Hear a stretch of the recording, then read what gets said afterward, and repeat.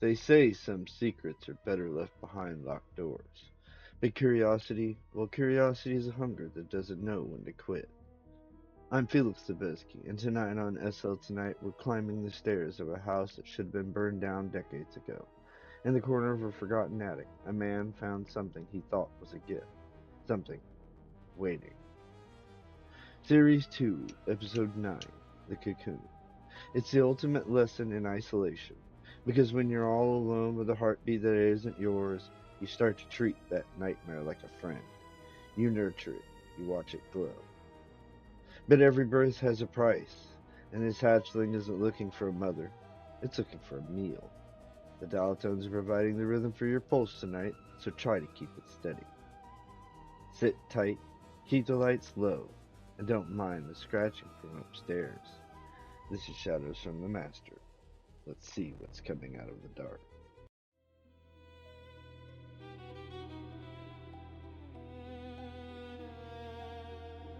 Good evening, attic explorers of the unknown, and welcome to Series 2, Episode 9 of Hitchcock's Tales That Terrify, Shadows from the Master, on SL Tonight. Unwrapping the Master's curated curiosities, blending his adaptations with stories that hatched him. From sound machines, we emerge in The Cocoon by John B. L. Goodwin, a 1949 isolation horror from the anthology. A reclusive man discovers a massive pulsing cocoon in his attic, nurturing it out of curiosity. As it hatches into something monstrous and otherworldly, his solitude turns to terror and an ironic confrontation with the unknown. Goodwin's blend of scientific wonder and creeping dread echoes Hitchcock's hidden horror. Hitchcock's TV show adapted similar isolation tales, like The Glass Eye, 1957, tying to the story's attic entrapment. Open the attic. Narration hatches.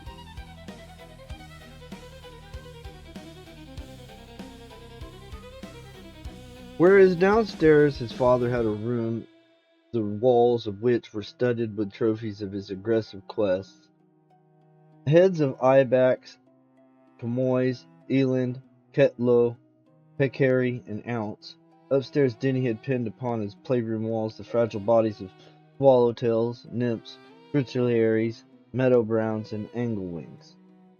Although his father had maneuvered expeditions, experienced privation, waded through jungles, climbed upon crags for specimens, Denny had blithely gathered his within the fields and gardens close to home. It was likely that his father's day as a collector was over. Denny's had just begun. Danny was 11 and his father 46, and the house in which they lived was 100 or more years old, though no one could be exact about it. Mr. Petey Bogg, the postmaster in the shriveled village, said as how he could recall when the circular window on the second-story landing hadn't been there, and Miss Bliss said she knew that at one time what was now the kitchen had been a tap room because her father had told her about it. The heart of the house, as Denny's father put it, was very old, but people had altered it and added on and covered up.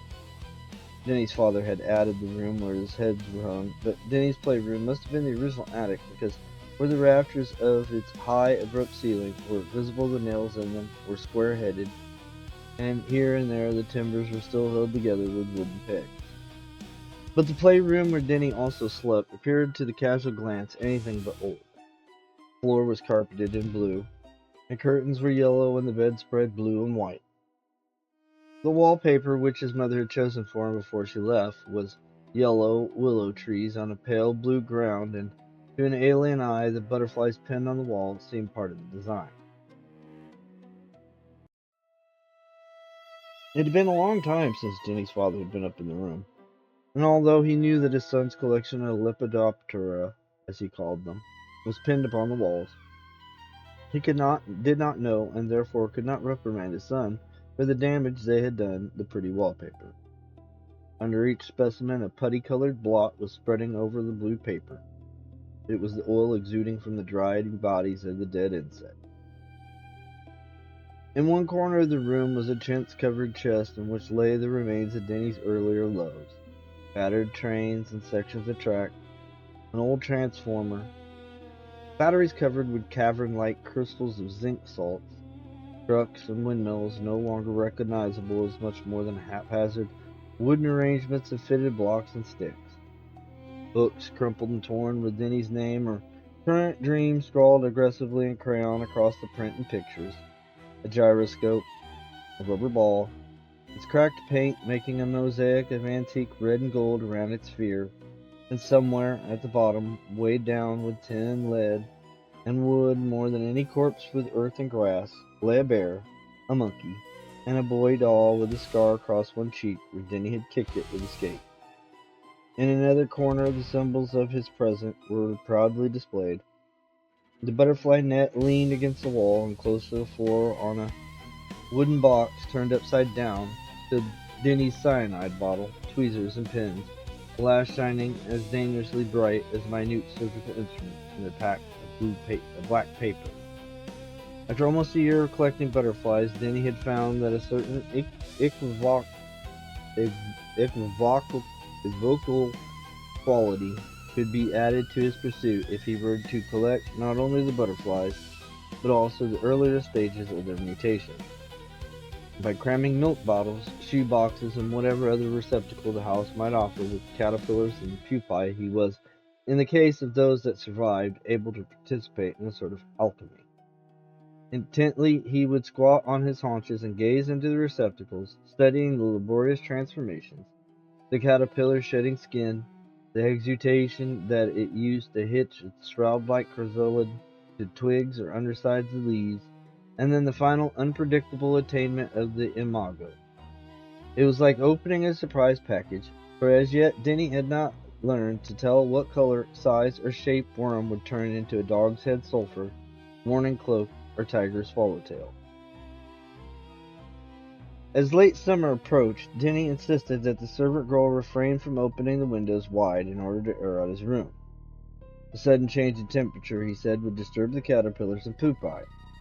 Even though the girl reported to his father that Denny's room smelled unhealthily from all the bugs and things, the man did no more than mention it to Denny in an offhand manner.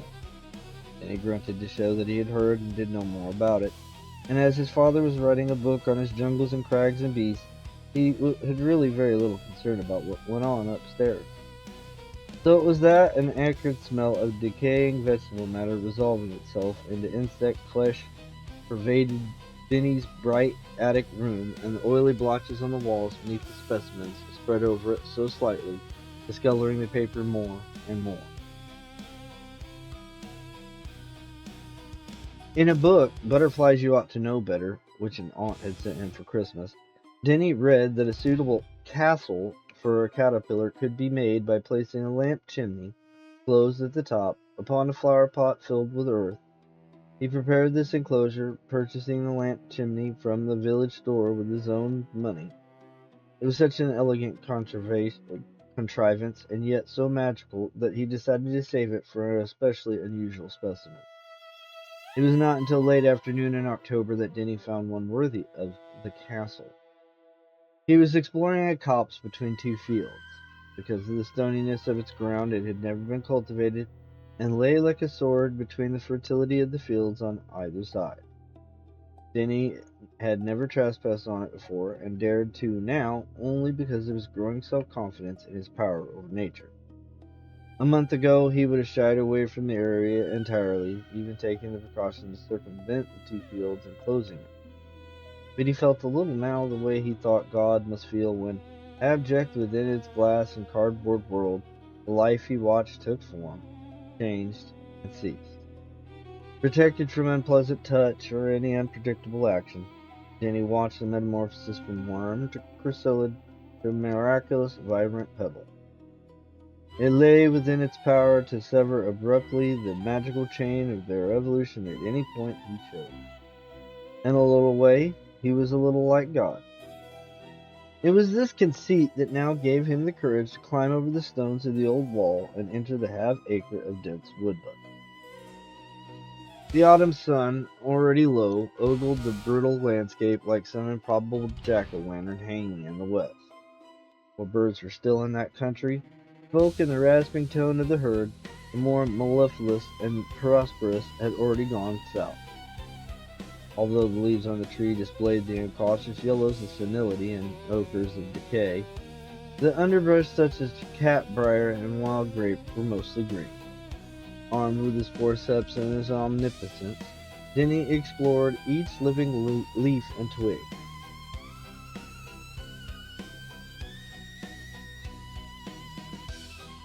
Brambles tore his stocking and scratched his knees, but except for the vulgar tent caterpillars and the wild cherry trees, Denny's efforts went unrewarded. It was dusk when, searching among the speculative-shaped leaves of his sassafras, Denny found a specimen beyond his most arrogant expectations. At first sight, due in part to the twilight, it looked more like some shriveled dragon than a caterpillar. Between it and the twig, a filament stretched, and this, added to the fact that when Denny touched it gingerly, he could feel its puffy flesh contract the way caterpillars do, convinced him that it was no freak of nature, or if it was, of caterpillar freak, and therefore nothing to fear. Tearing it cautiously with his tweezers from the twig, he put the monster in the diamond match box he always carried with him, and running breathlessly, blind to briar and brambles, Denny headed home. It was supper time when he got there, and his father was already at the table, his left hand turning the pages of a book. With his right hand he ladled soup in his mouth. Denny had clattered up the stairs before his father was aware of his presence. "You're late, son," he said in the moment between two printed sentences and 2 spoonfuls of soup. "I know, father, but I got something," Denny replied without stopping. Another sentence and another spoonful. "How many times have I told you to be explicit? Something can be anything from a captive balloon to a case of mumps." From the second landing, Denny called down, "It's just something. I don't know what it is." Father mumbled, and by the time he had finished a paragraph and scooped up the last nugget of meat out of his soup and had addressed his son with the words, "Whatever it is will wait until you've had your supper," Denny was peering at it through the glass of the lamp chimney. Even in the bright electric glare, it was a reptilian. It was large for a caterpillar, between 4 and 5 inches long, Denny guessed, and was a muddy purple color, its underside a yellowish black. At either extremity it bore a series of 3 horny protuberances of vermilion shade. They were curved sharply inward, and stiff little hairs grew from them. From its mouth there protruded a set of small grasping claws like those of a crustacean. The skin was wrinkled like that of a tortoise, and the abdominal sections were sharply defined. The feet lacked the usual suction-like apparatuses caterpillars have, but were scaly and shaped like tiny claws. It was indeed worthy of its castle. It was not to be found in any of the illustrated books Denny had. He would guard it and keep it a secret, but finally, when he presented its metamorphosis into a winged thing to the world, his father's renown as the captor of extraordinary beasts was pale beside his own. The only thing he could guess at, and that's because of its size, was that it was the larva of a moth rather than that of a butterfly. He was still peering at it when the servant girl brought up a tray. "Here," she said, "if you're such a busy little gentleman that you can't spare time for supper like an ordinary boy, if I had my way you'd go hungry." She set the tray down on the table. "Huh," she added, "the smell of this room is something awful. What have you got there now?" And she was about to peer over Jenny's shoulder. "Get out!" he shrieked, turning on her. "Get out!" "I'm not so sure I will if you speak like that." He arose in his fury, pushed her hulk out the door, and slammed it and locked it after her. He started to say something on the other side, but what it was Denny never knew or cared, for his own voice screamed, "And stay out!"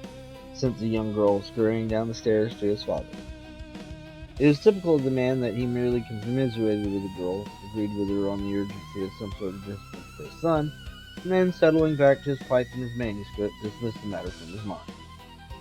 The following day, Denny told the girl that henceforth she was not to enter his room, neither to make the bed nor to clean. "We shall see about that," she said. Though it would be a pleasure such as I never hoped for this side of heaven, where I never to enter that horrid smelling room again. Again his father was approached, and this time he reluctantly called his son to him. Ethel tells me something about you not wanting her to go into your room, he said, peering over his glasses. I'd rather she didn't, father, Denny replied, humble as pie. You see, she doesn't understand about caterpillars and cocoons and things, and she messes everything up. But who will see to the making of your bed and dusting and such? I will, asserted Denny. There's no reason why, if I don't want anyone to go in my room, I shouldn't have to make it up for it somehow, like making my own bed and clearing it. Spoken like a soldier, son, father said. I know the way you feel, and you are willing to pay the price of responsibility. I see no reason why you shouldn't have your wish. But, as he pointed a paper knife and walrus tusk at the boy, if it isn't kept neat and tidy, we'll have to rescind the privilege. Remember that. And his father, grateful that the interview had not been as tedious as he anticipated, told his son he could go. From then on, Denny always kept the key to his room in his pocket.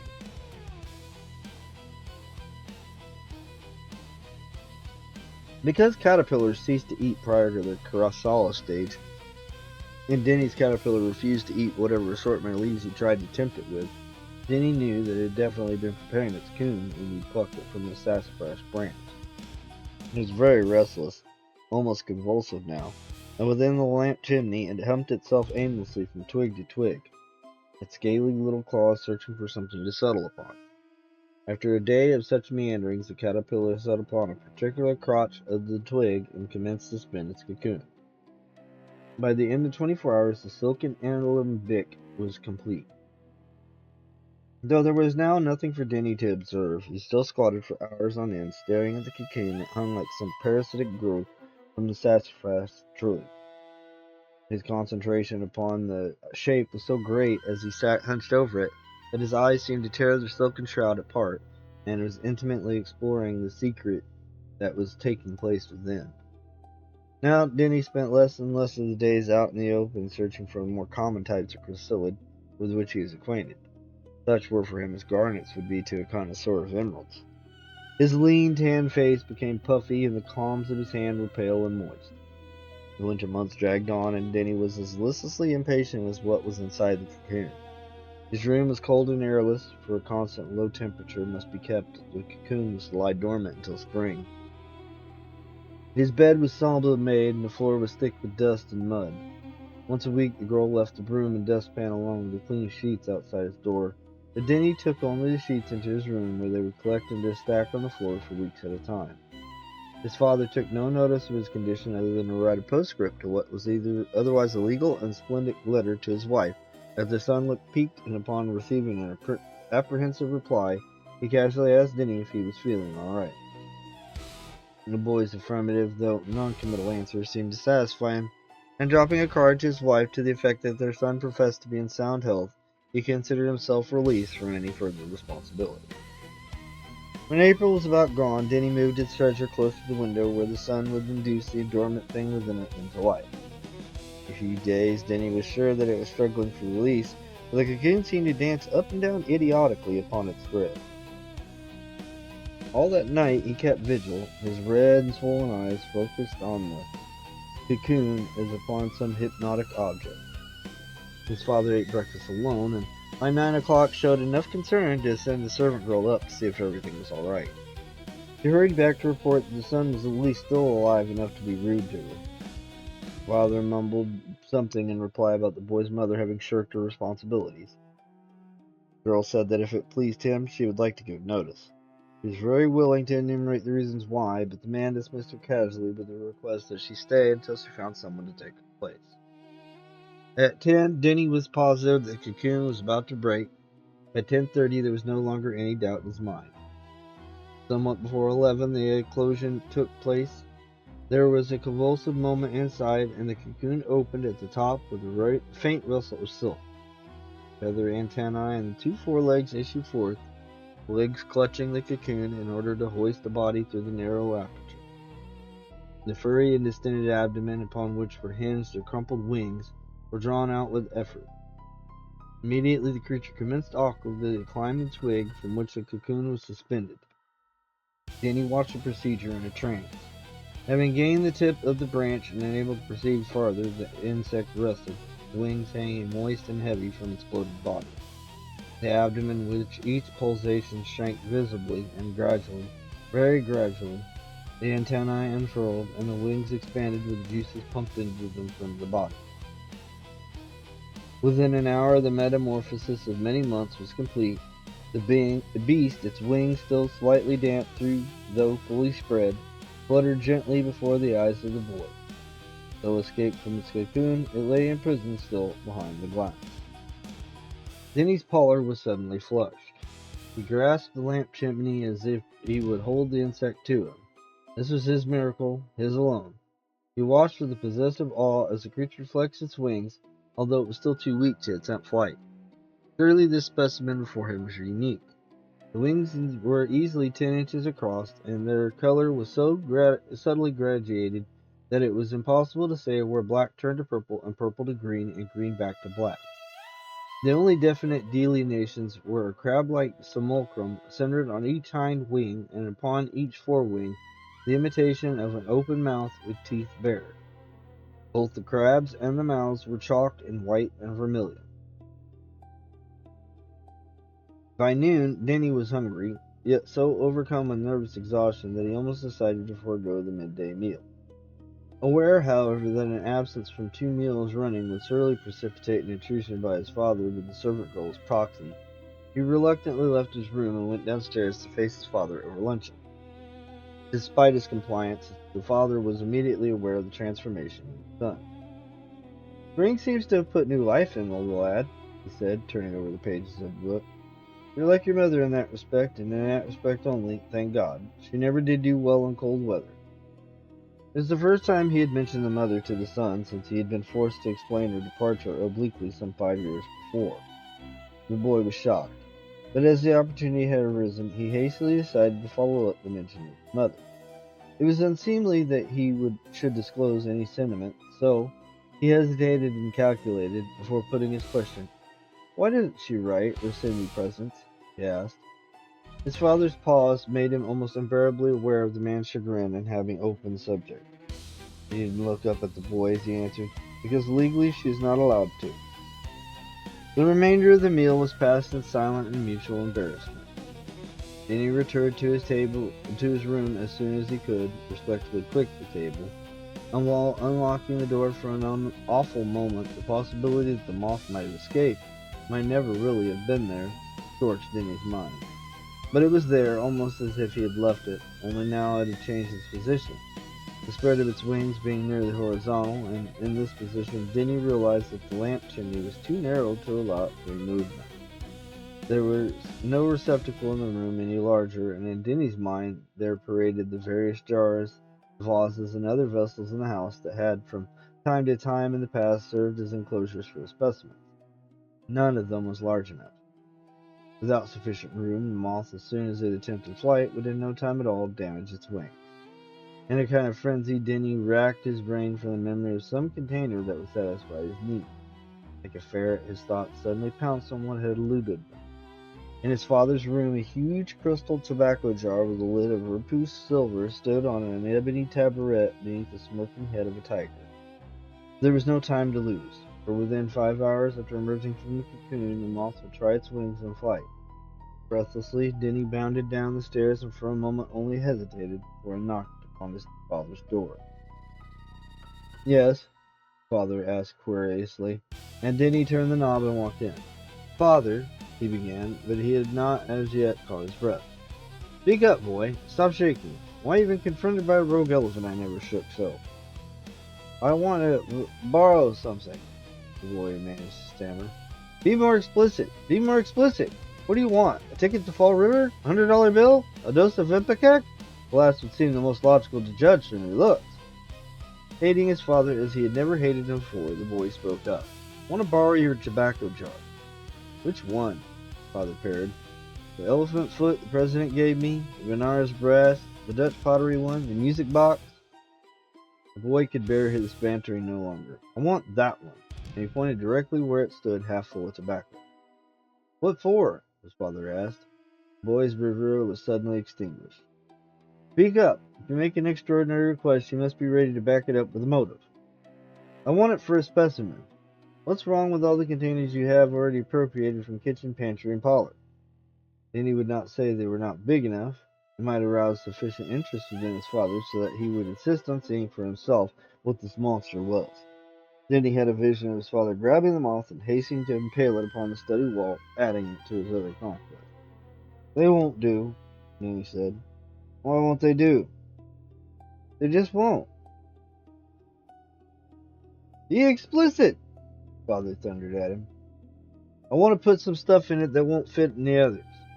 You will stand where you are without moving until you can tell me what you mean by stuff. Father laid down his glasses and settled back in his chair to underscore the fact that he was prepared to wait all day if need be.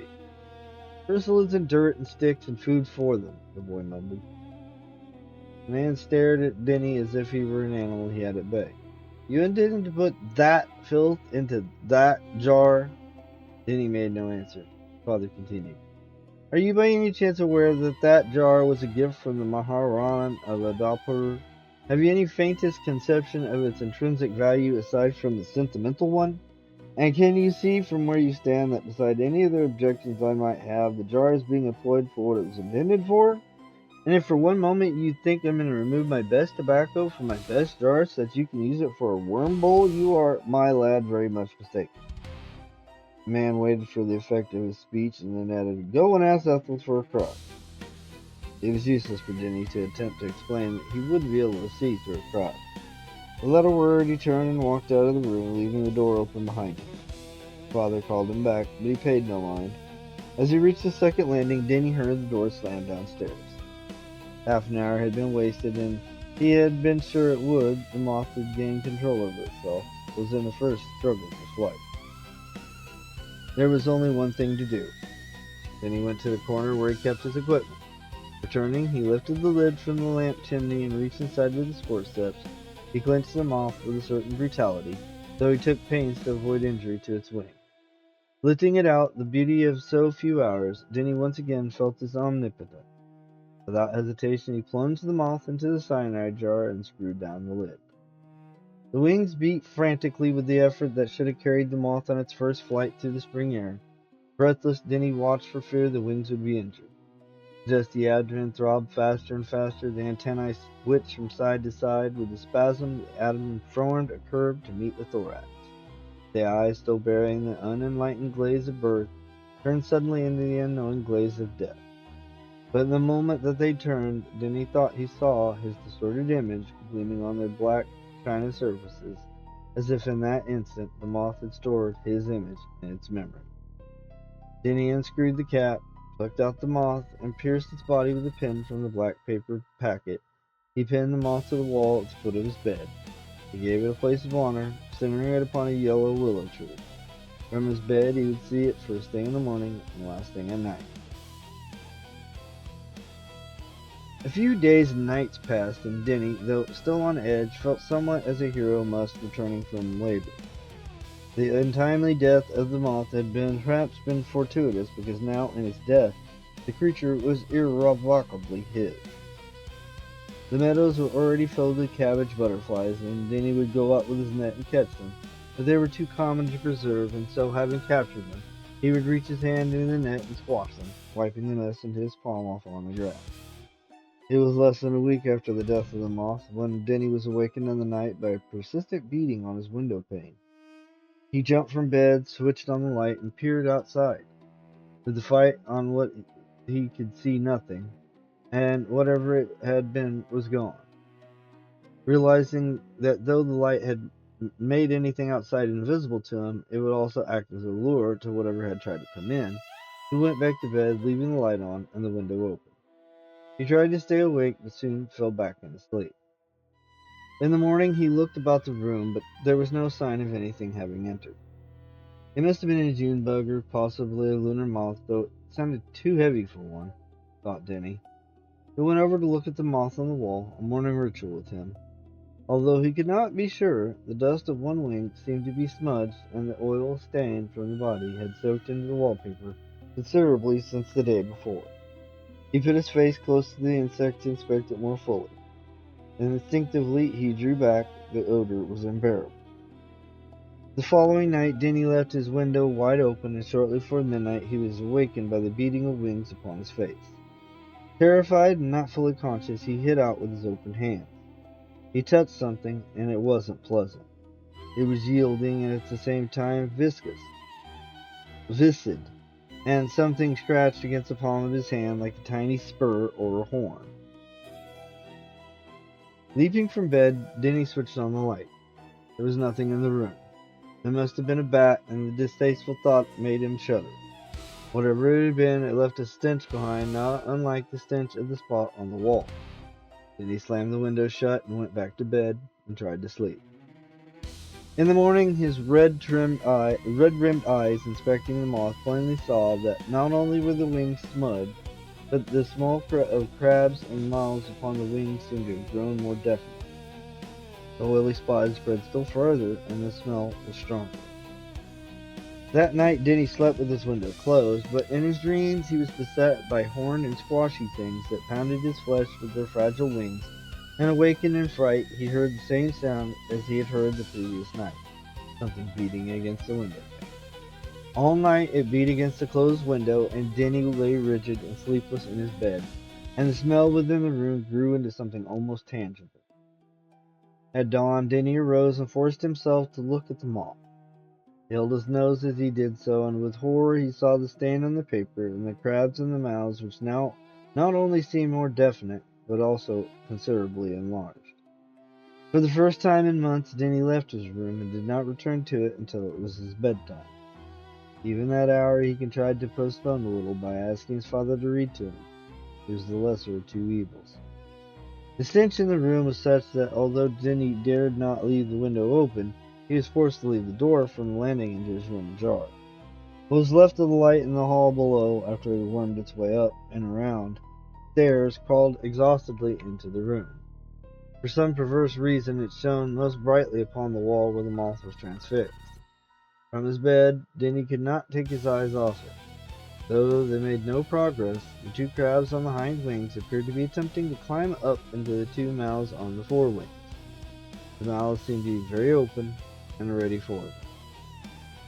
That night, no sooner had the beating of wings upon the window awakened Denny than it abruptly ceased. The fight downstairs went out, and the room was now in darkness. Curling himself into a ball and pulling the sheet over his head, Denny at length went off to sleep. Sometime shortly after, something came through the door and half crawled and half fluttered to the bed.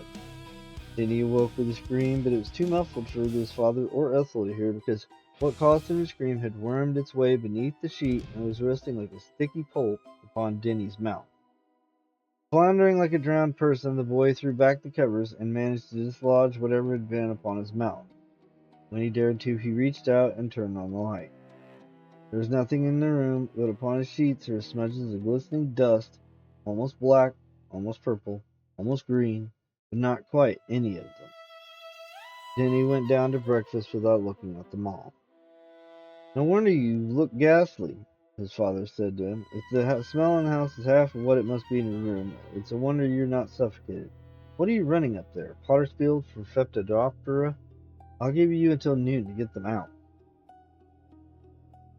All day, Denny left the window of his room wide open. It was the 1st of May, and the sun was bright.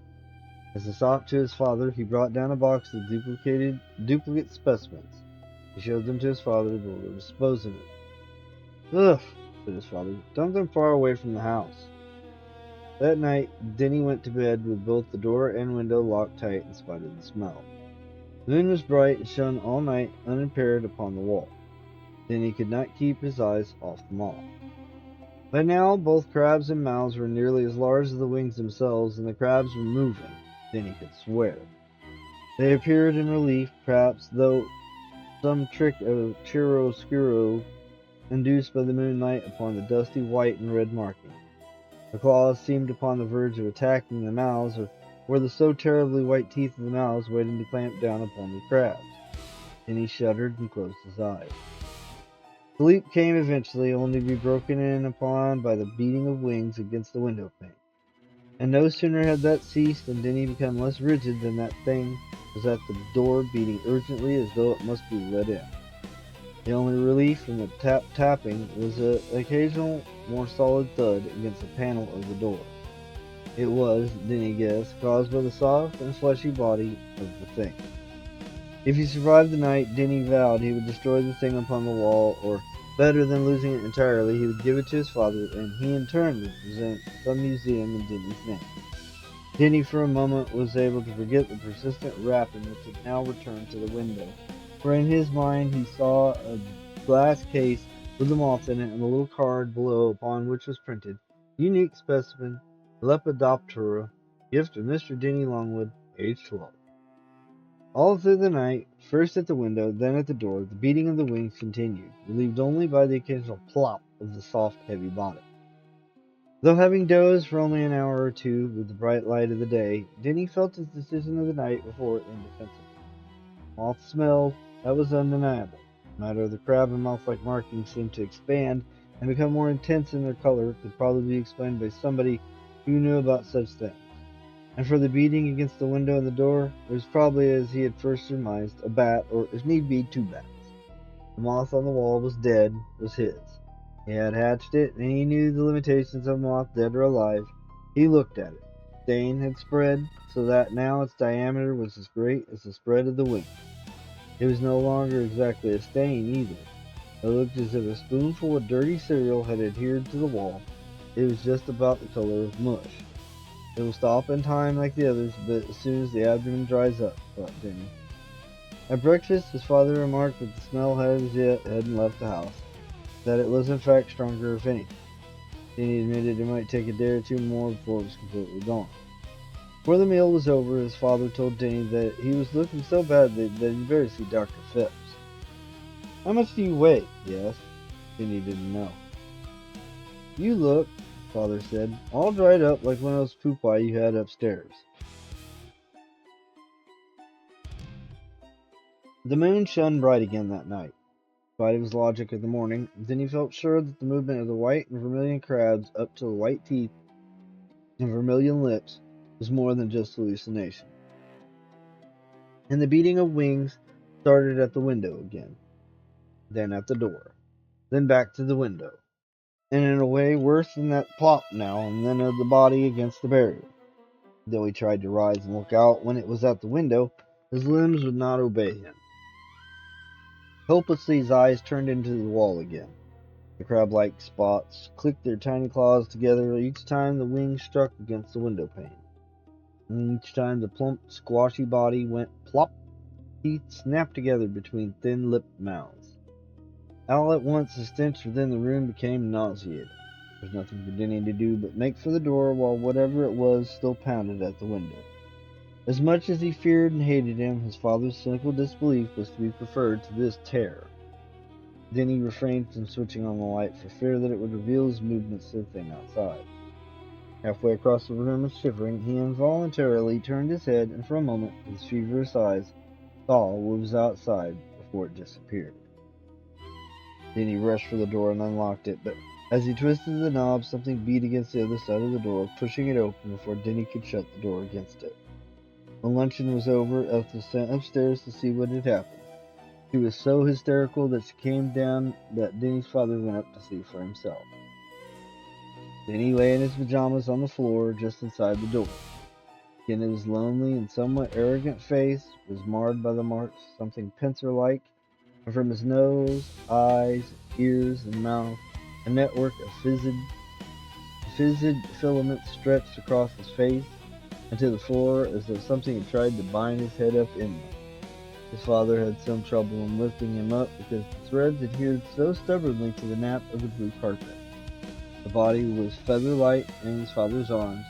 A thought that the boy had certainly been underweight passed inanely through his father's mind. As he carried his son out, his eyes fell upon a spot on the wall at the foot of the bed. The pattern of the willow tree was completely obliterated by a creeping growth that looked like fungus. Still carrying his son, the man crossed over to it, pin protruding from its center, and was from this spot, Mr. Longwood could tell, that the terrible smell came.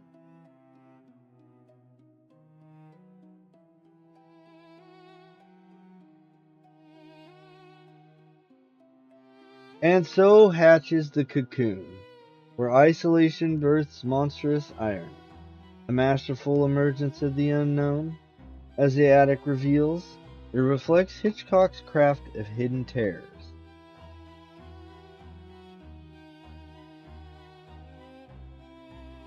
Goodwin's tale fits anthology's nighttime isolation.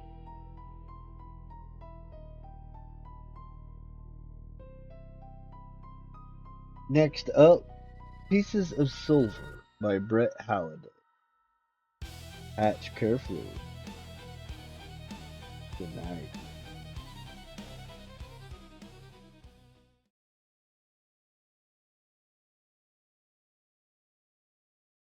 I'm in hell, trying to break through the red tape. I'll by the seventh gate. All the Lord is gonna take time. The demon secretary said I gotta wait in line, and she looks just like a demon, but with a skirt and a briefcase. The fireman demon keeps looking at my face. I'm in hell.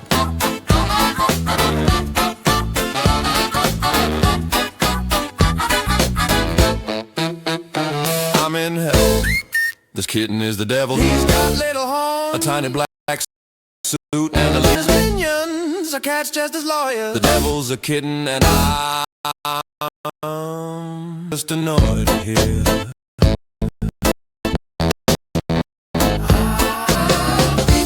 The kitten with a suit and his legal forms. He's adorable, he likes to be adored. The kitten is the devil with his tiny horns.